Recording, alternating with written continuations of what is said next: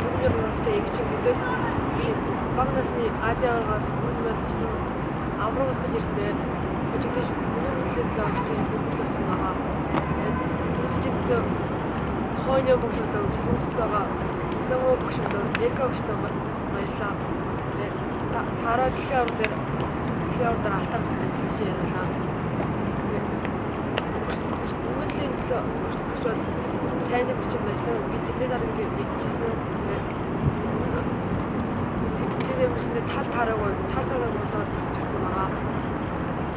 Дараагийн тоглолтод Ирагийн нэмэрчин байсан. Тэгээд ихний нэмэрчтэй онны л давах хөлөнгөж авд авах болохоор амлалтнаа хүрсэн байгаа.